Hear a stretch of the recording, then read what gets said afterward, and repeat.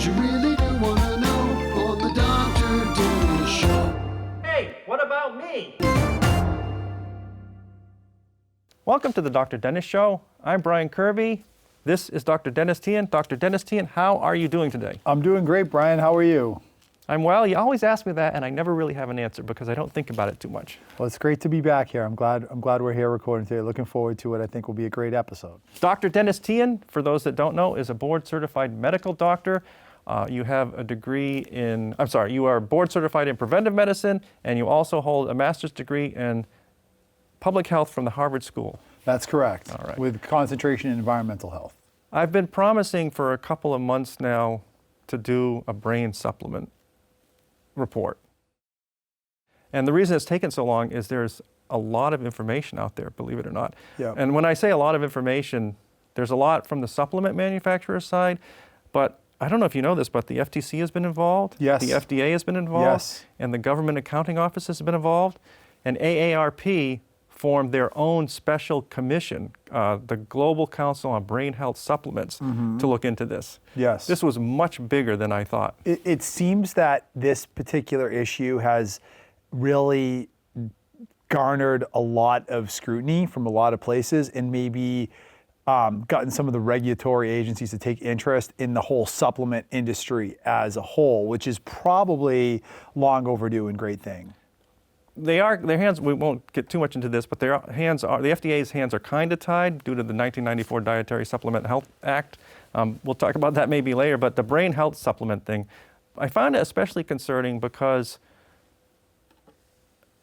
this is one of those cases where advertisers, this is my opinion, they're preying on an incredibly vulnerable population. Just like when I see these Facebook groups for new moms with all this terrible bad advice, I mean, who is more susceptible than someone that just had a baby and it's like 2 weeks old? They want to do everything right. Right. And I think also in an older population, because we're seeing all these things about cognitive decline and memory loss and senior moments, and I mean, Right. that to me, that's a susceptible population, not because they're older, but because of all the heuristics that are available, the availability heuristics of everything that's happening. Right. We did speak about this a couple of months ago related to the Cosmos study and cognitive decline. The Cosmos, if people remember, it was cocoa extract or a multivitamin. Yep. And they found no evidence in those studies. Well, they said they did, but really there wasn't much evidence for any benefit. But this is different. There are dozens of these on the market. The GAO, Government Accounting Office, I think they found 490 brain supplements on the market. All right? Stunning amounts. I have a lot of notes, and I'm going to refer to them because I don't want to misparaphrase, which I tend to do. I'm sure we're all familiar with these advertisements. The one that I love the most is this fellow that says he is a voiceover actor, and he needs to get a competitive edge because he's older. He wants to keep up with the younger crowd, so he starts taking this specific supplement. I'll try to refrain from specific names. They are in the GAO report and others, but I'll just try and refrain. They're just brain supplements. They have hundreds of different ones with different names. In this case, as always, the supplement, it's relying on testimonials, not evidence. Right. You see a lot of smiling, happy, older people, and they're making claims that aren't actually claims. And I wrote these down because these are important. So they claim better focus, fewer senior moments, improved memory, better mental alertness, concentration, and reasoning. And then they also use sciencey sounding language, which I think that's an adjective, sciencey. So they'll throw in neurotransmitters, inhibits protein clogging, improves myelin and cell membrane, stops cell death, packed with antioxidants. So phrases kind of like that, not exactly, but those are the types of phrases. I'm sure in context, they mean a lot, but not when they're out of context. I don't know if you have any comment at that point. I've got a lot more to say. Yeah, but it's like foods that say they're whole grain or all natural or, you know, or farm raised. What does it really mean? Nothing. But it implies something, but it doesn't really actually have any real substance to the title. It's just a clever way of selling a product to someone. the details here past those testimonials in the sciencey sounding language are in the fine print. The bold print says clinically proven or supported by clinical trials. But then if you look at the footnote, it says supported by clinical trials in a subgroup of participants. So what does that mean? I don't know. You don't want to talk about it now. We'll talk about what a subgroup is. I think we've spoken about it before. Let me go through the details and then you'll find out. So the supplement that I'm speaking of particularly, it has this ingredient that they discovered in jellyfish. It's a protein I can't pronounce really, aporocorin. It's a calcium-binding protein they found, and apparently, without going into the details of this, a calcium-binding protein that works on our brain cells, the nerve endings or something, and it's important and it wanes as we get older, as does everything, right? They found that this protein from a jellyfish, if they give it to cells in a test tube, those cells fare better than cells that get the placebo, right? So, I mean, you're laughing. So, of course, this means if it worked in a test tube, if you put it into a supplement and give it to people as a brain supplement, it's going to work, right? Right. We're being sarcastic here. Except, one thing to note it is a protein. We won't talk about this too much, but proteins are what we eat all the time. And guess what? When you eat food, digestion breaks down proteins into amino acids. They don't generally, I shouldn't say generally, they don't pass through, they don't get out of digestion somehow into the blood and then pass the blood-brain barrier. So if this specific protein did that, that would be highly unusual. Yes. Without getting into details, you don't want to talk about blood-brain barrier and all that, or do you want to talk about it? Not really. Okay, I mean, good. I think you explained it fine. Okay, so what? So we just said that about digestion. Maybe this one makes it through. We don't know. How do you tell? You do a randomized clinical trial, which is what this company did. So this aporocorin, I'm going to get it, did this RCT, placebo versus treatment. They had 218 participants who were evaluated using 9 cognitive assessments. All right. So the trial found no statistically significant results observed over the entire study population. Well, how can that be, right? Because they're claiming that this is clinically proven. Mm-hmm. They've said, literally, in clinical trials, this has been shown to improve short-term memory. Yet their trial said no. So how are they making this claim? Guess what? Enter the subgroup. Yep. This is the fascinating thing I found. So they start subgroup analysis, which is after the fact analysis of the main study group. And they did this again and again with subgroups until they found a result they wanted. You know how many subgroups they did? 30. Okay, I was going to guess like 15, but good. No, Yeah. 30. Yeah. 30 subgroups until they hit a winner. And the subgroup that hit was older people that already had low to mild impairment. And that subgroup had some improvement in 3 of the 9 tests. So that's their winner. What about the other 29 subgroups? Don't talk about those. Right. So this is clinically proven in a subgroup. Right. This is called data mining, Yes. p-hacking, salami slicing. A broken clock being right twice a day. Right. So you can always find a positive result if you look hard enough. I want to put a caveat there because, by the way, this is why sometimes people say, well, you can prove anything with statistics. I understand that's true if you torture the data, but if you're honest with yourself and honest with the data and you try to avoid bias, not literally take advantage of bias, it, yeah. right, then you can get results and honestly report them. So you can use statistics to misinform, but that's not what they're for. I don't know. Do you want to comment about that? But No, I mean, I think that, I think that clearly, you can cook the books enough until you happen to find a result that is favorable to your conclusion, but it's completely incidental. It has nothing to do with the fact that the intervention is beneficial. It's just, if you do enough coin trial flips of a coin, you're going to get 50 heads, 50 tails. Eventually you might get one that's 65-35 heads, tails, and that's the one you can report. If you have to run 200 trials or 30. Or 30 to get that result, then that's really essentially what they're doing. There's no actual benefit to the agent. It's just that they managed to cut and splice enough so that they were able to finally find where statistically they saw a somewhat of a positive result and could very misleadingly tell people that in this subgroup it was beneficial. The 29 other subgroups where it wasn't beneficial are forgotten. And this is intentional, too. This is what you try to avoid when you do a study. You would try to avoid bias. You try to avoid results by chance. It's a good point. They used this, the subgroup they had were older adults with low to mild impairment already, but it could have been a subgroup of redheads that drive blue cars. It could have been a subgroup of people that never had children. Anything like that could have been the hit. In the words of the Federal Trade Commission, this is where they got involved. I'm going to quote this. This is unbelievable because it substantiates what we say, but let's put it in official words here. This methodology, subgrouping, greatly increases the probability that some statistically significant differences would occur by chance alone. Even so, the vast majority of these post hoc comparisons failed to show statistical significance between the treatment and placebo groups. Given the sheer number of comparisons run and the fact that they were post hoc, the few positive findings on isolated tasks for small subgroups of the study population do not provide reliable evidence of a treatment effect. That is a strong statement. It is. It is a strong statement.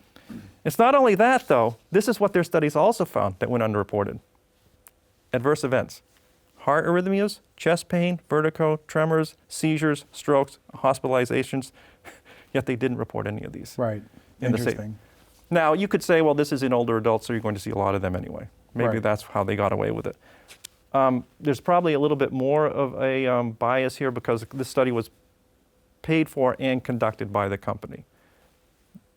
A lot of times that's the case, right? But they are usually independently audited by outside sources. So if you have a new drug that you want to get past the FDA is not just relying on your study.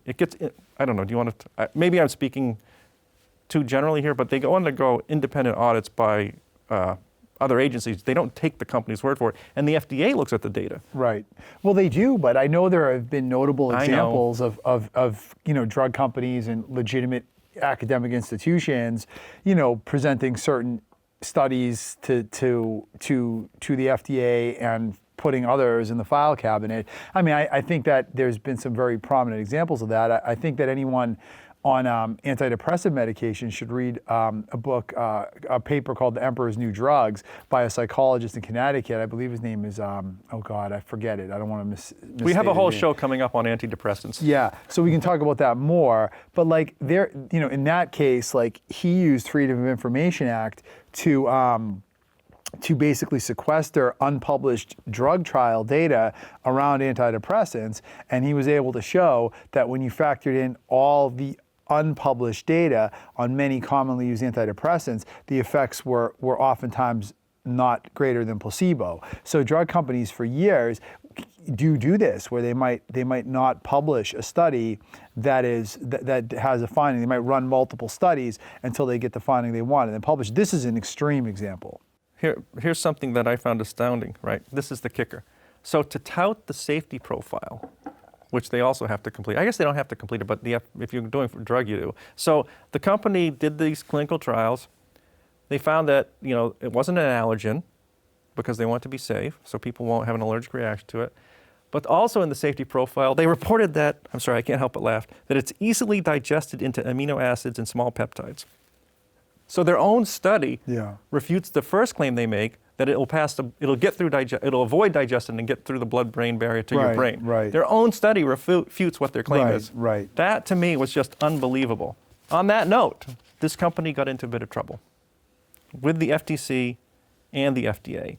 Because what happened was they discovered this protein in jellyfish, but they didn't use that protein in the supplement. They synthesized their own version in a lab, which, as you and I know, there's really no difference between a synthetic chemical and a natural chemical, except when you're advertising it as a supplement. Right. I guess apparently you're supposed to use if it's going to be a food product, which is what supplements are considered, then there are different rules. So you can't claim you found this jellyfish protein, but then synthesize it in a lab and stick it in your supplement. So there you go. I have more on this, but at this point I want to thank a couple of places where I got some information. So first off is the Office for Science and Society at McGill University, Dr. Joe Schwartz. He's on an upcoming show, a different show. And Jan Bellamy, she's an attorney who fights against pseudoscientific health claims, and she writes for Science-Based Medicine.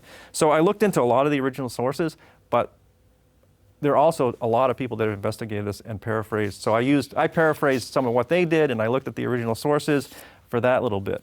But I want to move on now. So thank you very much. They did some great writing.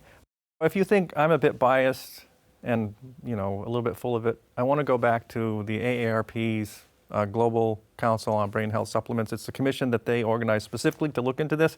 We all know about the AARP. They lobby for seniors. As a member, you belong, you get a bunch of different benefits.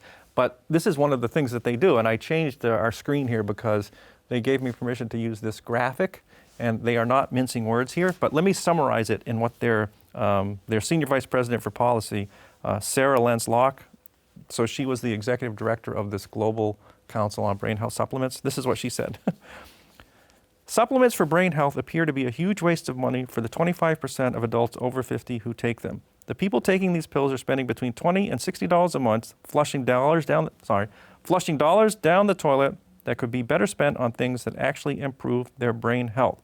Supplements have not been demonstrated to delay the onset of dementia, nor can they prevent, treat, or reverse Alzheimer's disease or other neurological diseases that cause dementia.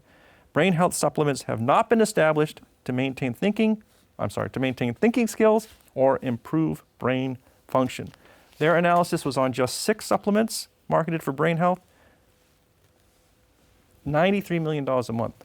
That's what insane. Seniors are paying. That is insane. $93 million a month. Yeah. Wow. Wow. Big Well, money. you take 25% of people over 50 that buy them. Yep. That's a boatload. I was going to say something else. That's a boatload of money. So they gave me permission to use this graphic. They have many other things. If you read this 31-page report, maybe I'll send it to you. It's really well written. Also with a lot of claims that are made, which I'll talk about. But this is what they say. They do not recommend any dietary supplement for brain health. 6 things to consider before you buy one. First of all, save your money, honey, right? If it sounds too good to be true, it probably is. Another important thing they recommend, show your healthcare provider. If you're taking any of these brain supplements, show them to your healthcare provider, or at least make note of them. This is something we've talked about before. Check for warnings, drug interactions. Think about whether you're getting enough of the nutrient in your diet before you buy the supplement. Don't take more than recommended. More is not better. Those are their 6 bullet points they have, but they have more in there. I don't know. You want to say anything about that? No, I mean, I think it's amazing. I'm glad that they did this. This is one of the most common things that happens in my office, where people come in with a bottle of supplement. It's not always a brain health. It can be anything. And they're asking for my advice on whether they should take something. And very rarely do I ever say yes, because the vast majority of these supplements, and it is for brain health and everything else, fail to meet scientifically the claims that they make to get people to buy them.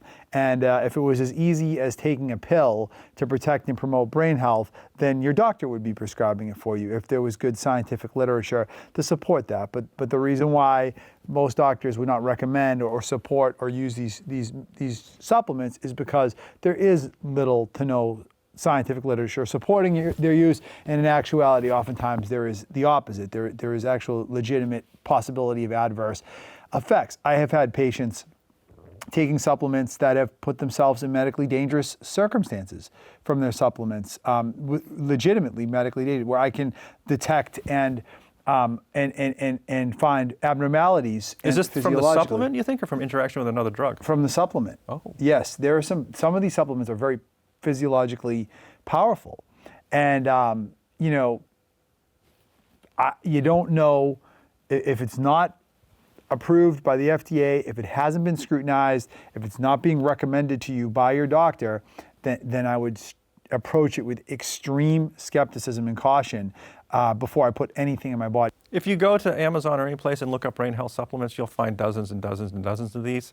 Yeah. They all claim to have some proprietary special ingredient. That's one clue right there. The AARP also came up with a bunch of meaningless phrases that I'd like to go over because they're kind of interesting that they took. I think they had a whole page of them. But some of them were clinically tested and proven, clinically proven natural ingredients, meaningless, supports neurotransmitters. I guess that's where I got that. Scientifically proven brain health nutrients. Keeps your mind sharp. Enhances memory, focus, clarity, learning. Lessens brain fog. Reduces, this one, I love this one. This was a claim on one of the bottles. Reduces inflammatory fires that destroy brain tissue. And then another one, favorite of mine, a highly esteemed herb with a 3,000-year history. That is a meaningless statement if ever there was one. Yep. So, as again, clinically studied does not mean proven safe and effective. Right. And the other thing I should say is if people are concerned about their brain health as they get older, they should go and speak with their doctor about it. It is normal for people to have a little bit of mild cognitive impairment as they age. It doesn't mean that they have a disease. You know, the vast majority of people that might have occasional memory lapse or, you know, do not have dementia, do not have anything seriously wrong with them. Mild cognitive impairment is something that many people will deal with as they age. And for the vast majority of them, it is not reflective of any sort of real chronic pathologic process. And again, this is what really ticks me off. Again, it's a susceptible population because they show these commercials of like an older person trying to compete with someone younger. And they're making a big deal out of some very natural, you know, brain fog, senior moments. Right. You walk into a room, forget why you're there. I mean, these are not signs that you need to take a brain supplement. That won't work anyway. Right. But it's something that is concerning to people. Right. And if I say one other word about this too, is like a lot of these symptoms that might dovetail with mild cognitive impairment also, you know, very much dovetail with mental health issues, which is, we know, is very common in an aging population for people to have mild depression or even worse. So, you know, all the more reason to discuss with your doctor, because there are treatments for mental health conditions that sometimes can be effective, sometimes not. That's a discussion to have with your physician. But, you know, what's to say what's mild cognitive impairment versus depression versus mood disorder versus anxiety? Best to really reach out to your doctor, see what can be done, have a discussion. Your doctor will, from talking to you, will get a better sense of what's going on and what right treatment is. All right, that is my little bit on brain health supplements. If anyone is interested, I have a folder full of these files and the reports. If someone wants to look at the AARP one or the Government Accounting Office or any of these things that I've been talking about, feel free to email me, brian@dedhamtv.com, and read them for yourself.